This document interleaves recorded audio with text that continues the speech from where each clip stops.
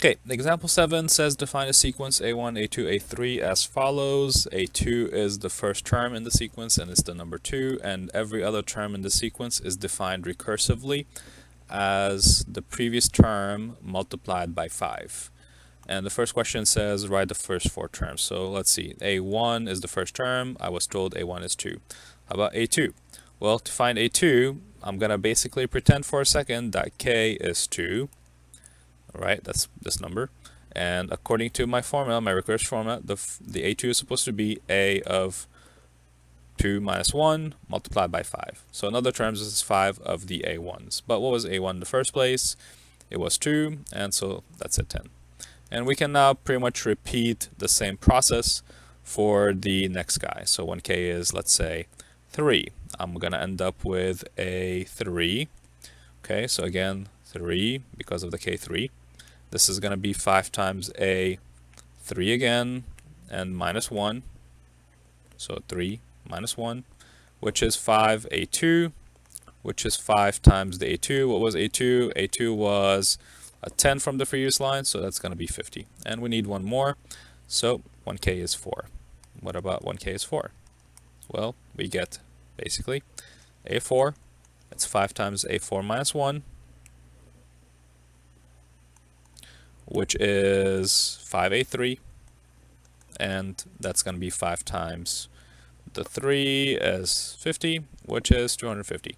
So you can see it's a little bit difficult to generate the terms. It's not impossible, it's just a little bit difficult. So, we would wish to have a formula instead, and if there was a formula, we can get all these final numbers without having to go through every possible term in the sequence previously. So like if I wanted right now a20, what would I have to do? I would have to find 19. Find 19, I would have to have 18, and so on and so forth.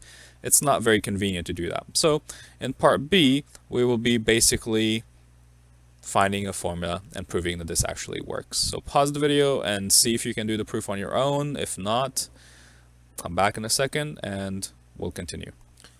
So I started by writing the proof by induction, and I have started my work basically, and I have proven that a1 using the formula is 2.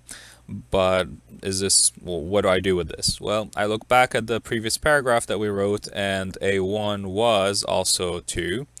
So that means that our formula seems to be working. So it seems that the formula works for the first term in the sequence. So now inductive hypothesis. So what we're going to do in the inductive hypothesis is suppose that every term in the sequence can be obtained with this formula. So suppose that ak is equal to 2 times 5 to the k minus 1 is true. So suppose I said for every term, I meant for one term called k. So suppose that this is true for some n equal to k. So k is technically an integer. And I would like to show, so I want to show that ak plus 1, the next term, can also be obtained using the same formula, which is that minus 1. So there we go.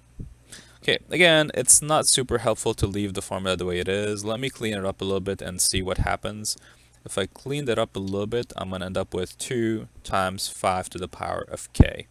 So that is a slightly easier version of the formula, and that's what I'm going to be shooting for in this problem. Okay, so to do a proof here, it's a pretty straightforward, kind of idea. You're going to start with the recursive formula that was given to you in part 1.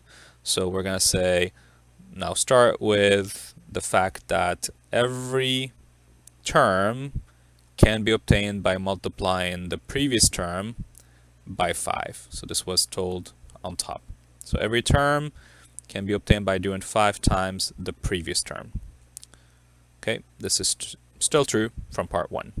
Okay, true by part 1. Now, replace the k's with k plus 1s everywhere in this formula. So what would happen? Let's give it a shot. So if I replace the k with k plus 1, I would get a k plus 1 equals to 5 times a k plus 1 minus 1. Okay, so remember the k used to be kind of like here and here. We're replacing it with k plus 1, and we're replacing it with k plus 1. Okay, that's what we're pretty much assuming or saying. Now, why would I want to do this? What's the benefit? Well, because now I'm going to have k plus 1 minus 1, which is k. And why is this useful? This is useful because we kind of mentioned earlier somewhere that ak can be written as 2 to the power of 5k minus 1. So this is going to be 5 times 2 times 5 to the k minus 1. And this is great because now I can use exponent rules to put the 5 at the beginning and the 5 at the end together. And I'll have 2 to the power 5k minus 1, that's from the end, and plus the 1 from the beginning. So this is going to be 2 to the times 5 to the power of k plus 1 minus 1, which is k. And that's what we wanted in our want to show statement. So, which is what we needed. So this means that we are finished. Okay, so this example is pretty awesome because it's gonna kind of be leading us nicely into the next section where we're gonna be proving things with strong induction. And so the process is always going to be the same when you're doing recursive relationships. You're going to start with the formula, the recursive formula that you got, and then replace the k's with k plus 1s always, and then kind of use the inductive hypothesis to do some adjustments and do some replacements, kind of like what we did on this step over here. So it's a good proof to kind of understand, because the next section is going to look like this proof, but over and over and over again.